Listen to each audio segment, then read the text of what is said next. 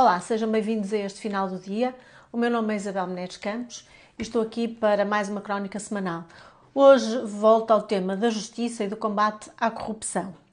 Assinalei na crónica da semana passada que, na minha perspectiva, eu sei que não é a perspectiva do cidadão comum e as pessoas gostam de ouvir opiniões coincidentes com as suas, mas, na minha perspectiva, o problema da justiça em Portugal não é o funcionamento dos tribunais. Os tribunais até funcionam relativamente bem, mas os tribunais aplicam a legislação existente e esta é da competência do Governo e da Assembleia da República. Portanto, os tribunais limitam-se a aplicar a legislação que, concordo, de facto é demasiado complexa e é por isso que depois a justiça acaba por não funcionar como era expectável.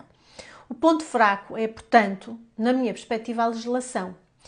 E, conforme assinalei na semana passada, era importante rever os códigos, o Código Penal e o Código de Processo Penal, no sentido de o processo penal ser todo ele mais eficiente e as molduras penais serem, para determinados crimes, mais pesadas. Mas depois, para além disto, além da deficiente legislação, temos o deficiente funcionamento da administração pública. E o Governo não tem andado bem nesta matéria. Elaborou aqui há uns tempos uma estratégia nacional de luta contra a corrupção, que na minha perspectiva não passa de meia dúzia de leis avulsas, medidas avulsas e que em nada irão contribuir para um combate efetivo à corrupção.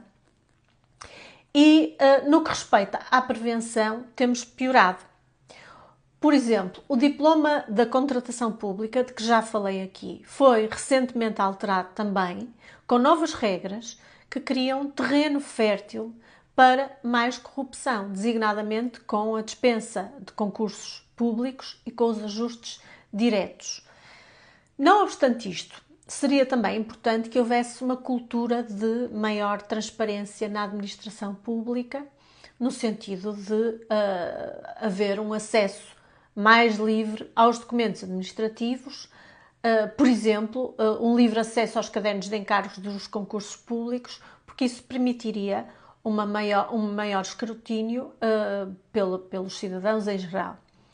Existe em Portugal, recordo, uma comissão de acesso aos documentos administrativos, abreviadamente designada por CADA, que é dependente da Assembleia da República, e é esta comissão que aprecia os pedidos de documentos quando os documentos da administração pública sejam vedados a algum cidadão. Ou seja, é uma comissão que vai apreciar se o documento deve ser facultado ou não. Burocracia e mais burocracia.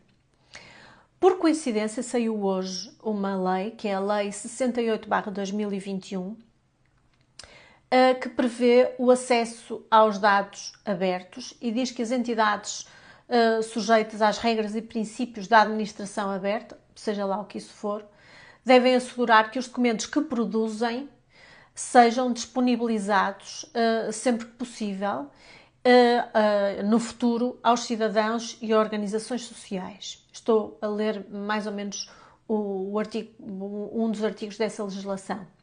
Esta lei é a transposição de uma diretiva europeia e ainda não tive tempo de analisá-la em pormenor, mas vamos ver em que é que isto se traduz na prática e se isto efetivamente contribuirá para uma maior transparência nos procedimentos da administração pública.